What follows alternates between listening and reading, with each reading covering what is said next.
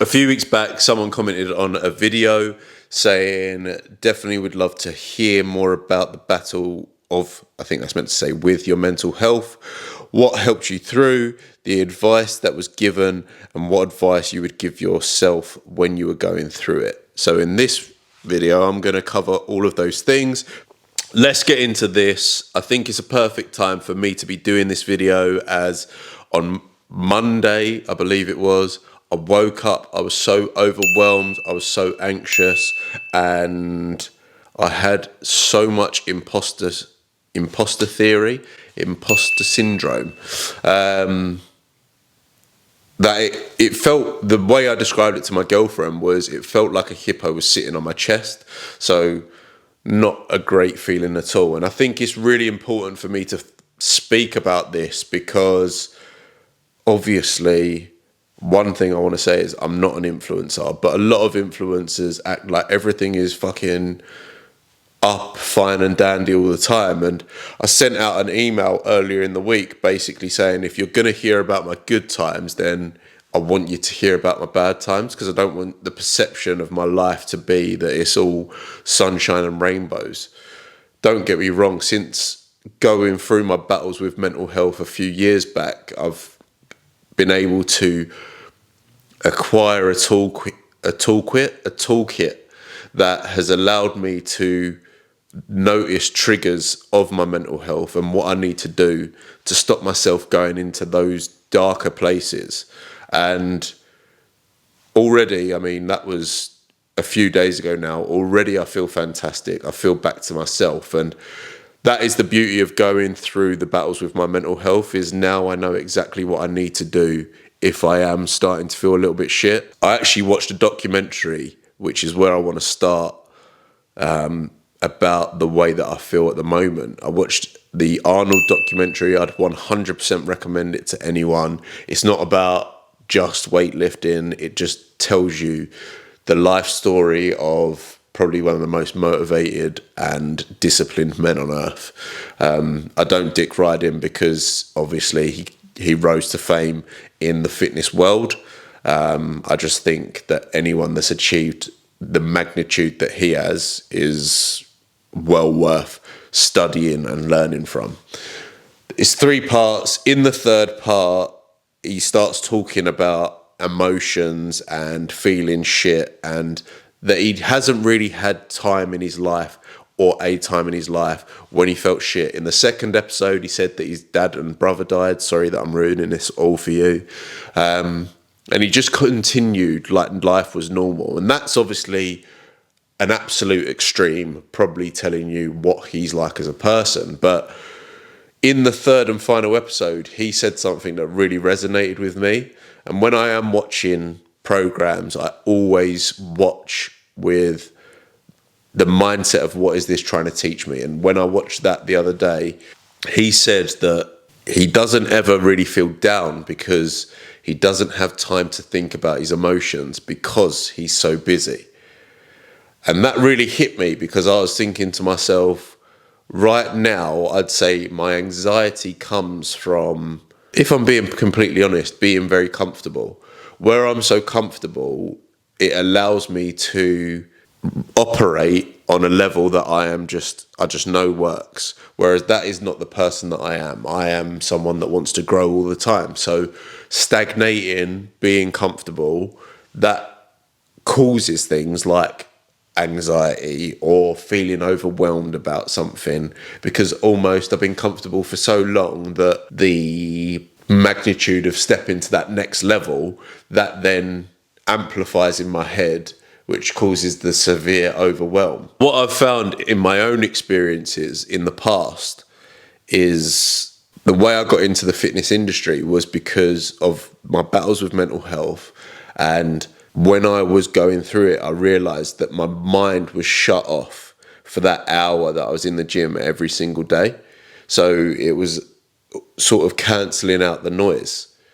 But then if I use the quote that Arnie said in the documentary, well, for that hour, I wasn't thinking about anything other than what I was doing in the gym. So I wasn't thinking about I didn't have time to think about anything, because obviously when you're in the gym, it's your music's on, you lift weights, well, you should be lifting weights, you lift weights, then you rest, then you do it again, rinse and repeat. So it's an intense time where your brain doesn't waver from the task that you're actually doing. That's not me saying ignore your feelings at all, but when I was busy in the gym, I didn't have time to think about, I feel so depressed, my life's so unfair. I don't think this way, but obviously back then I was pure victim mentality. What is the point in living? All those sort of shit things. Whereas in the gym, it was just literally like, I always refer to it as the scene in Happy Gilmore where he goes to his happy place and everyone's skipping around and whatever. If I think now of the times when I'm at my happiest, it is when I wake up at 6 a.m. and don't stop being busy until 9. I love my days to be just full of work, activities, whether that be steps, gym, sauna, tennis. Work is obviously work, this is work. But I love it when I don't really have a moment to think, because when I do have a moment to think, that's when you're going to overthink your thoughts. Off the back of watching that documentary and off the back of knowing my triggers, I just decided to absolutely beast myself this week. I made a pact, and these are very simple pacts that you can make with yourself if you are struggling with anxiety. The first one is, it doesn't matter what time my alarm goes off, just make sure that I don't snooze it. Whatever time I decided when I went to bed that I would be waking up in the morning, I just made sure that that was the first pact that I made to myself every single day, that I was going to do it. And I did. Sounds really stupid, sounds really easy, but I just find if the first decision of your day is something where you're upholding a promise to yourself, then you're not going to go through the day and think, oh, yeah, I said I'd do that, but I can't be asked, right? So that's the first thing. Next thing, every single day, I write 5 tasks that are interchangeable that I need to do. I made sure every single day this week that I ticked off those 5 tasks. It gives me the sense of accomplishment, and it shows me that I'm turning up for myself. The biggest thing that I can prescribe to anyone is, although it seems so fucking difficult at the time, drag yourself to the gym. Get yourself down the gym, and not only drag yourself there, put yourself through a grueling session. When you're putting yourself through that discomfort, what is that showing you? That you can get through discomfort. You're not happy to sit in a comfortable state. The only thing that I'm thinking about when I'm really giving it some in the gym is, fuck, I'm dying. Do I have to do this next set? Yes, I am going to do this next set because I'm not a bitch.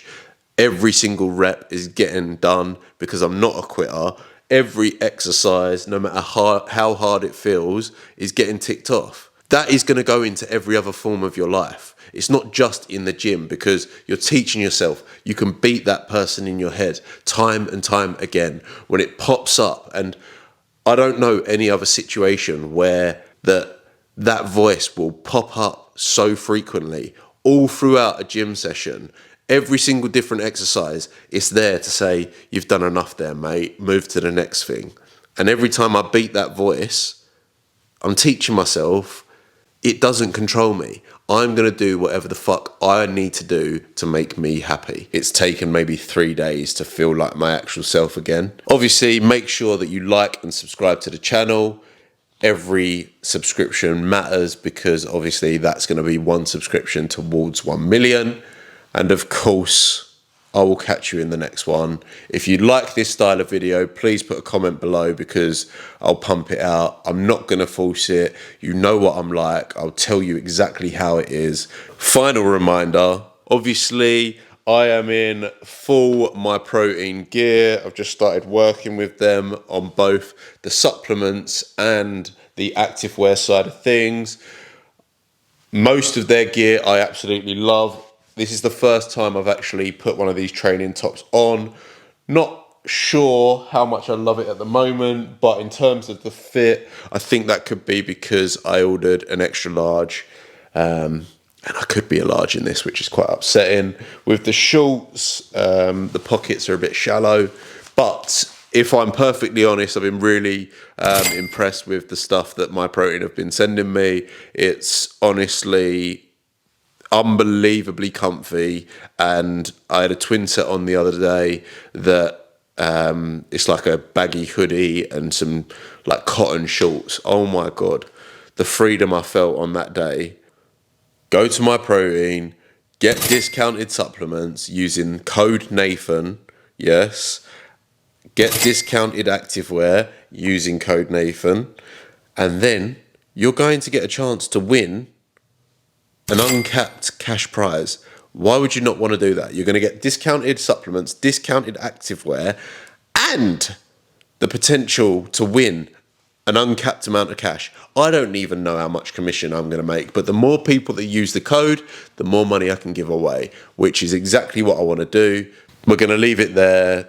I am feeling back to my normal self, so there's no need to worry. It was just a little anxiety dump. I've sort of realised where I need to right my wrongs and how to overcome those mental blocks that I'm having, or I wouldn't even say anxiety is a mental block, but how to get rid of the anxiety. It's worked. I'm feeling great. And of course, I will catch you in the next one.